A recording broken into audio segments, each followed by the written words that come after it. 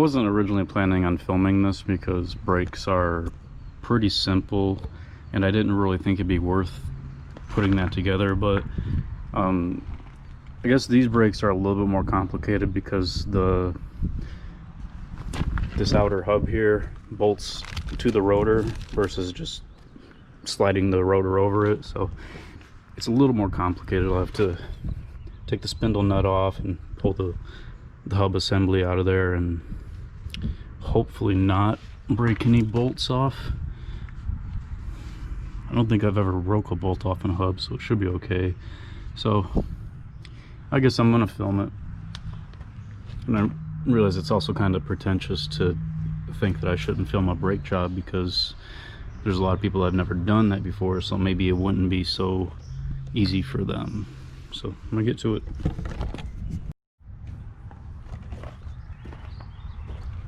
I'm also going to get rid of all this old brake fluid that's in there and replace it, because brake fluid, it's something that you should really change often, because brake fluid is hygroscopic, which means it has the ability to absorb water. It's not like motor oil where naturally as an engine heats and cools, it produces condensation, and the condensation mixes with the oil, and then the temperature of the engine, because your engine should operate at 212 and slightly above sometimes, would boil away the water. Brakes don't work that way. The fluid just absorbs the water and it just becomes part of the oil, and that's really not good for your brake system. So it's a good idea to change your brake fluid every now and then. And I'm not sure if a transmission works the same way. I'm not sure if the transmission oil is also hygroscopic. I don't know. I would think that transmission probably wouldn't be, because the transmission also gets hotter than boiling, so it should boil away water too. I'm not sure. And I'm thinking I might change this brake line here too, because it's not looking so healthy. That might not be that tough to change either. Let's see, it goes let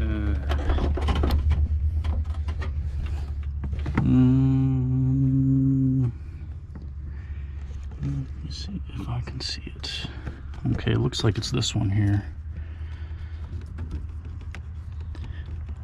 Yeah, I'll probably go ahead and change that. So it just goes to right here.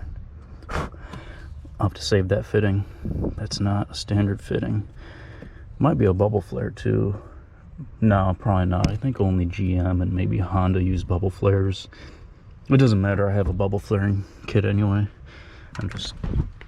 I'm just saying, you know, I know of, there's 3 different types of flares. There's the double flare, the bubble flare, and then the 37-degree single flare, which pretty much never gets used. That's kind of a custom thing when using stainless steel brake lines, because a stainless steel brake line, you can't double flare it because the alloys are too hard, and the metal will fatigue after the first flare. I guess when you try to bend it back over, it would fatigue and crack. So that's why you use a 37-degree flare on stainless steel lines. And I don't even recommend stainless steel lines. I mean, they're pretty, but because you can only use a single flare on it, they're hard to make not leak. So, you know, and you got the nickel copper brake line now, so I just go with that. And because this steel brake line, it rusts, and so you put the nickel copper stuff in there, it doesn't rust. But yeah, stainless is pretty, but it's just risky to use it, so I wouldn't. Well, look what showed up. That thing's been missing for a little bit. Of course, no one had it either, and I'm sure no one will ever say that they had it. I'm glad to have that back. My dad had actually bought this one because this one was kind of turning to junk, but then I went through this one and I cleaned up all the corrosion in there. It's coming back, but I cleaned it up and I bled out the hydraulics, and it works fine now. So It's kind of nice to have two of these though when lifting a truck. If you need to lift the front end, you know, you just put them both under there rather than lifting one side and blocking it, then putting that down and moving it over. So it's kind of nice to have two of them.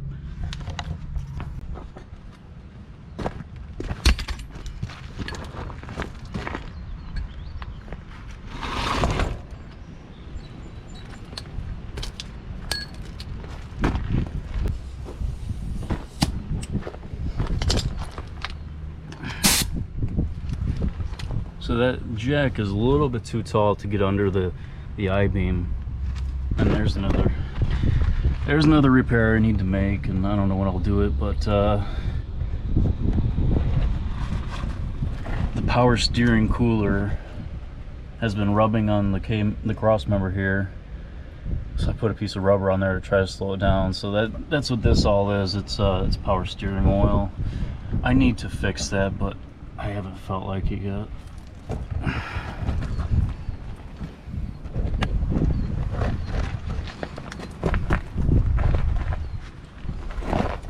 Yeah, I'm lifting it by the spring. It should be okay.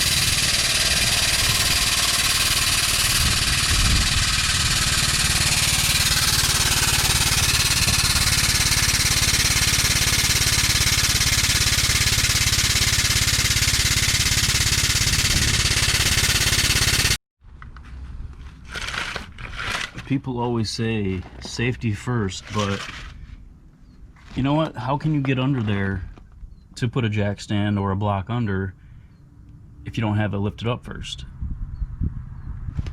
I mean, I would say that I should not be going under there at all when this thing is only being supported by a bottle jack, but you got to put the blocks under there. So it seems to me the term should be safety second.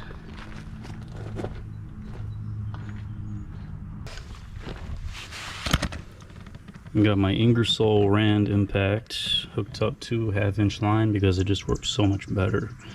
I'm surprised this thing hasn't walked away yet. I don't remember where I got it, but don't buy that tool shop and Cobalt shit.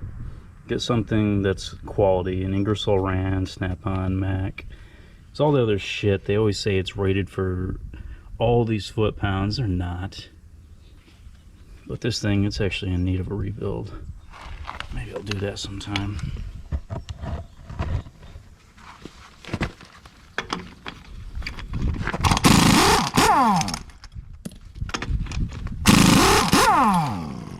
Actually, you know what? I'll grab one of those shit guns. Alright, here's a Powercraft.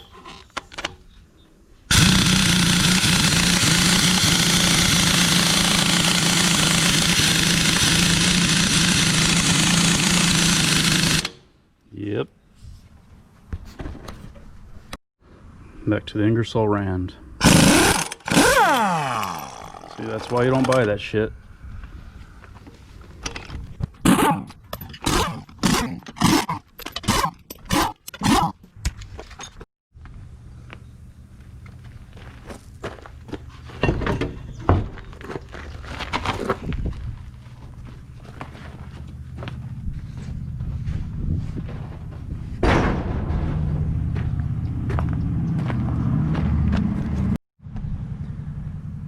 I was actually expecting these pads to be a lot more worn, but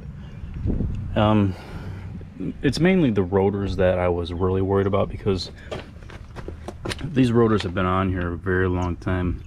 And about 3 years ago, when I changed the wheel bearings in here, I had these rotors off, so I took a grinder and I, you know, cleaned it up as best I could. But even then, I took this huge ridge off the edge, and now you can, I don't know if you can see it on the camera, but it's back, and then there's like these little bitty cracks. So, and I was thinking 3 years ago it was probably time for me to change those rotors, but it was winter, and I really shouldn't have done that. I did that grinding in my driveway, and now my driveway is all like iron stains. So I think that's permanent, but I'm gonna go ahead and take care of all this today. So what I was saying about this being a two-piece design, so this is the hub, and there's gonna be bolt heads in here, and they thread this direction into this hub. This is where each bolt is. So that's the only thing I'm really worried about, is those bolts coming out of here. But like I said earlier, I've never broken one, so maybe I'm just overthinking it. I have PB Blaster, I'll spray it on there. I mean, I don't know that really does that much, but I'll do that. So the way Ford attached these calipers to the caliper brackets was a pretty cool idea. I don't know if they still do it that way, but it's just really simple, because you don't have bolts to seize up. There's just these pins in here. I'll do it on the bottom because I don't feel like setting up the other tripod. So these pins in here, you just kind of hammer them out.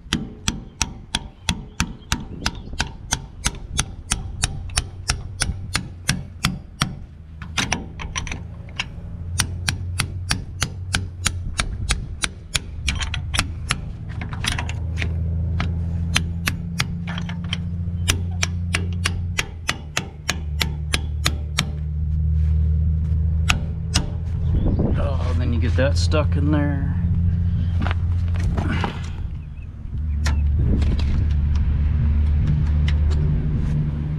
I'll get that out in a second. But so here's the little pin. It's two chrome plated things, and there's like a piece of rubber in the center, so it can compress together. This is a wear item, but they usually stay in pretty good condition. So I'm going to get that out, then I'm going to repeat that process on the top, knock that out. On top.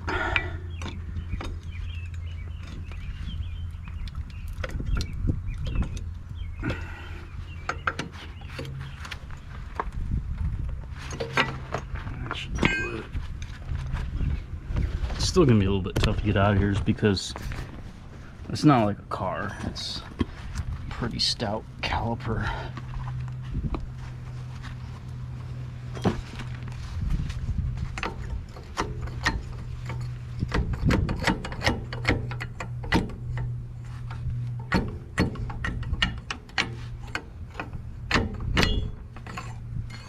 And this definitely isn't a caliper you want to let swing.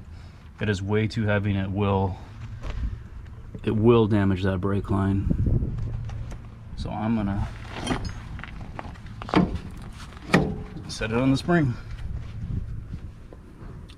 It's a nice thing about having front leaves is you got a little work table there. All right, now I'll go ahead and compress that too. If I can get the camera in there. All right, you know what? This little table's not gonna work.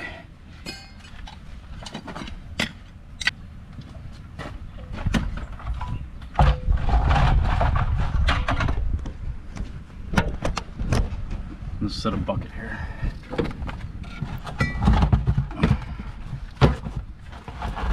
That's easier. Alright, so take the old brake pad, set it on there. Be a little bit easier now, because a lot of people would have a C-clamp this size versus one that's like 8 to 10 inches.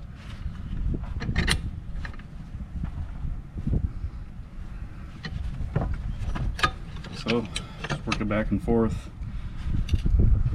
pressing it in. Another thing you got to watch when you're compressing these in, the fluid in here has to go somewhere. So when you're pressing it in, it's pushing the fluid back.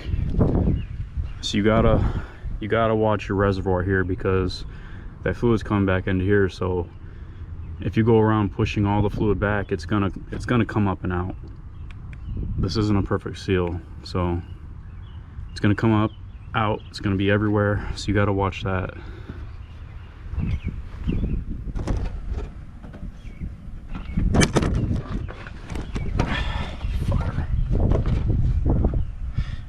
Edit that out.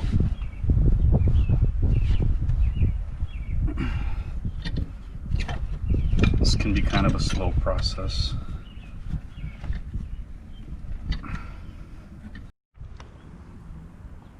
But if you got a big C-clamp, you might as well use it.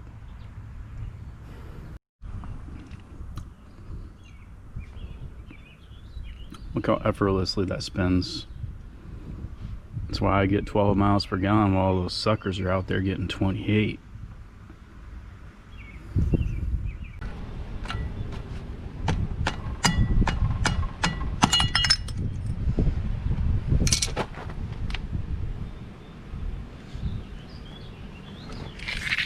I haven't had that off in a couple years and it still looks like brand new in there. Kinda. Well, if you know what you're looking at, it looks like brand new.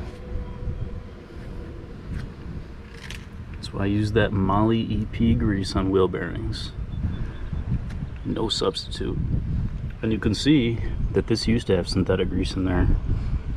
When I changed these bearings, I took all that red synthetic grease out of there, and it was bad. It was all dried up and crumbly. Yep, never use it. Moly EP.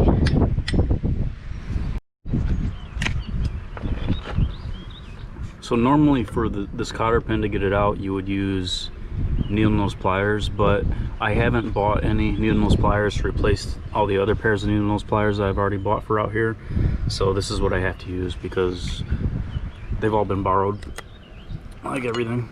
Everything's always been borrowed.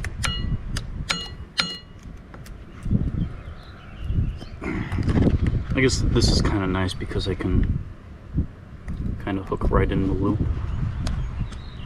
But, I mean, that's just me making a point that everything is always missing. I don't reuse the cotter pins anyway, so I don't worry too much about damaging them. Oh. So there, got that out. And then I really don't want to do this, but pull this little cover off. This cover slides over the nut, and then the cotter pin goes through. It's kind of like a castle nut, a really cheap version, but it keeps that nut from turning and the wheel or the hub from coming off the spindle. I wonder if I have any paper towels. Alright, so that's an 1 1/16" nut. It should be pretty loose. Yeah. Actually, that might have been too loose. That's okay. Get that out of there.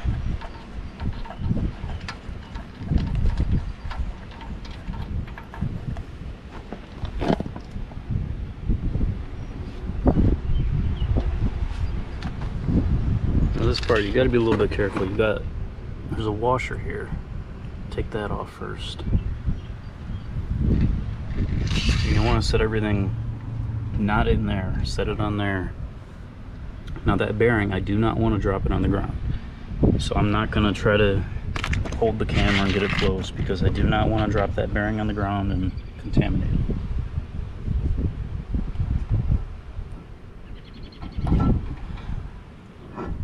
Alright, there's my bearing. Set it over here. Fingers.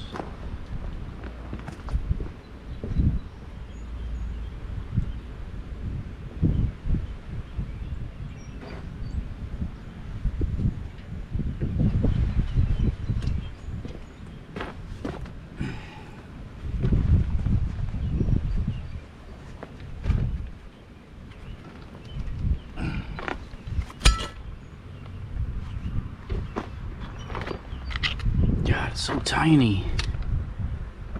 How can it be so small and handle a truck this heavy? I don't know. Oh, shit.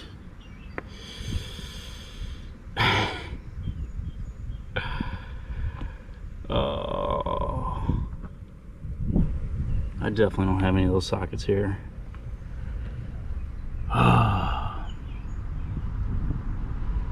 Wow. Should have expected that. Alright, so I had to call my brother and he took me to get a socket for those, and I don't think the socket's right, but I forgot to grab the video camera when I was taking them out, so I'm going to get the other side.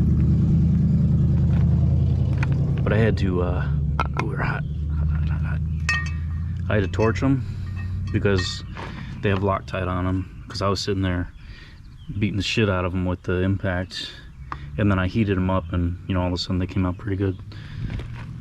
I'll show that process when I do the other side though. So this socket, it's an eTorx. It's a size 20, but I think it really needs a size 18. I don't like the way this fits. It's a little bit loose, but it did work. But you know, it's like everything else that I do. No one's ever done it before, so I'm just sitting there at the parts store, just staring at these, searching Google more. No one's ever taken one of these apart. Everything I do, no one's ever done it before.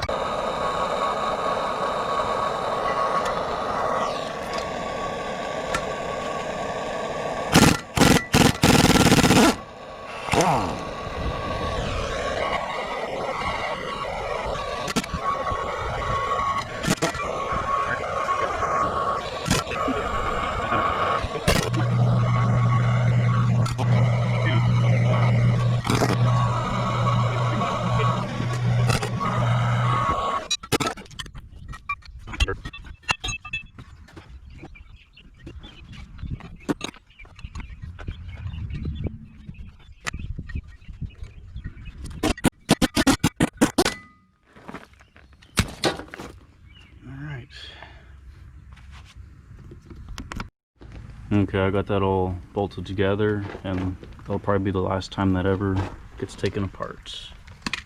So, reassembly. And it's starting to rain. Every day's gotta be shit. No matter what. Every single fucking day's gotta be just shit.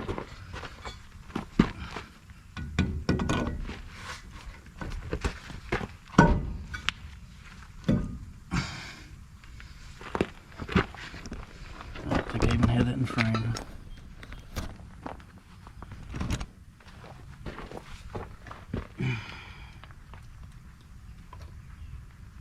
The bearing back in.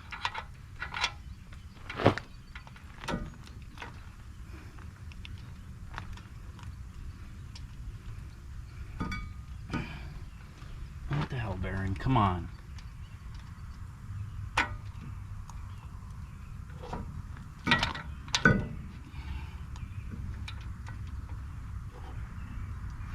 Bearing washer.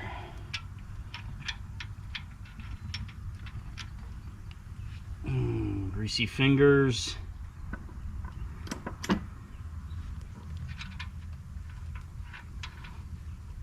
No. I hate that.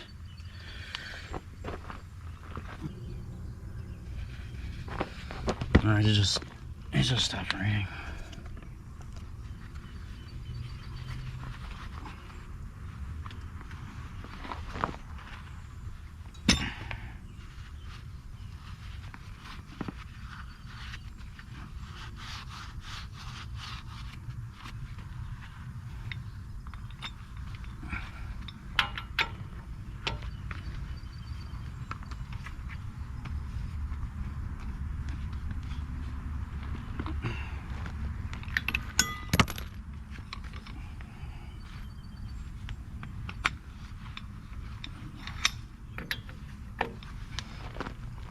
The nut tight, back it off, quarter turn.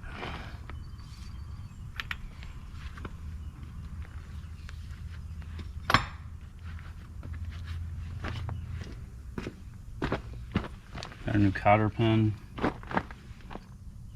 Put this retaining nut thing on there. You just kind of gotta line it up where one of these slots will intersect the hole.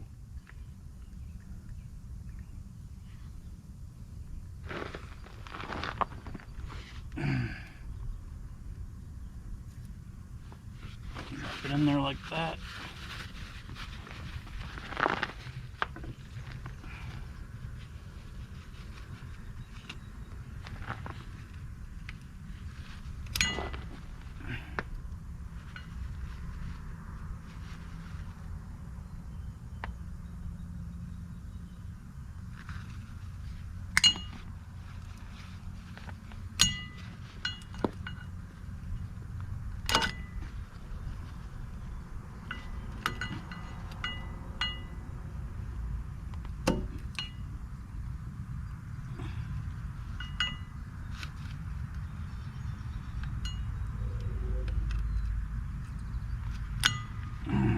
different pliers.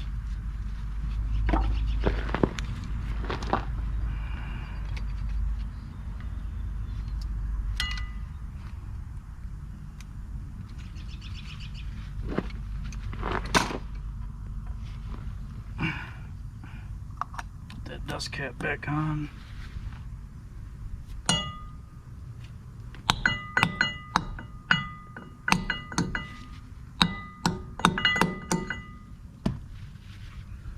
And that is that for that. I gotta put the pad and all that on there. I'm actually not gonna replace that brake line right now because it's getting a little bit late. I know I need to, but I'm just not gonna do it right now.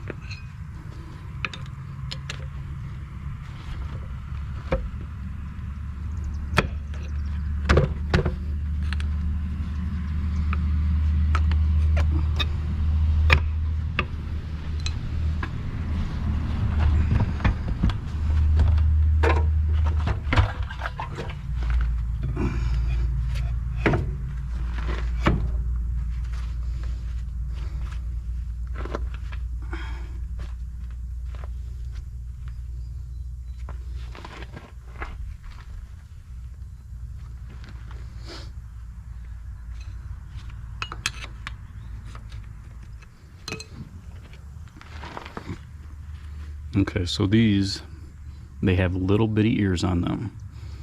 You need to make sure those ears engage the caliper bracket. If you put them like that, they'll eventually work themselves out. So you gotta put them like this.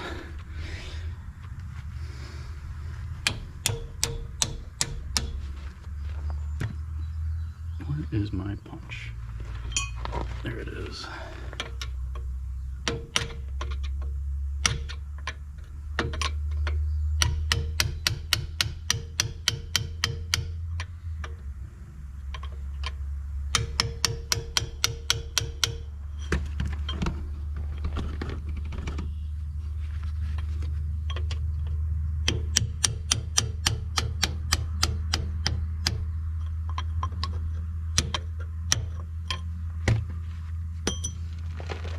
Alright, I'm just bleeding out, getting new fluid in there, and just about done.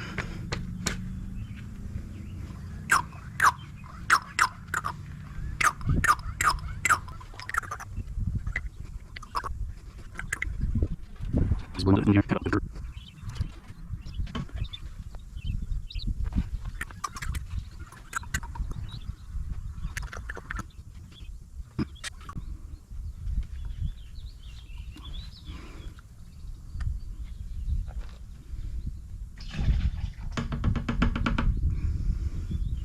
Alright, that should be good. I just gotta put the wheels back on and then that's it. Already bled out the other side.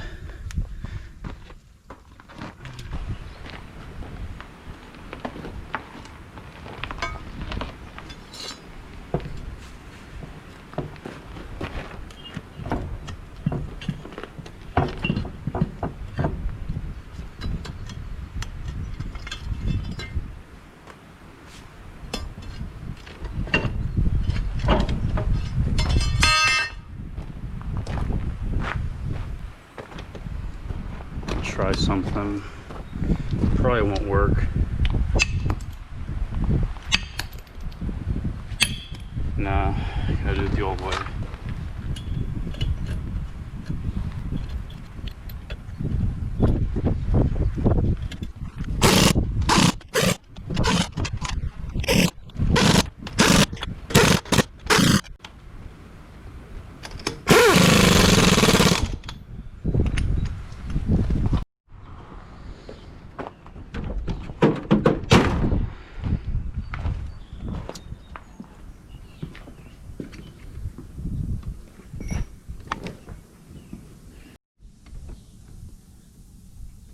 that's done. That was a nasty, miserable job, but most of them are. So hopefully it'll help someone out, but I doubt it. I mean, if I'm the first person to ever do a brake job on a 97 F Super Duty, then I doubt anyone else is ever going to do one. But another high quality video from me that no one will give a shit about, because it's not a prank video. I don't run around punching people's grandmas and stupid shit like that. So unfortunately, no one's going to care about this, so the end.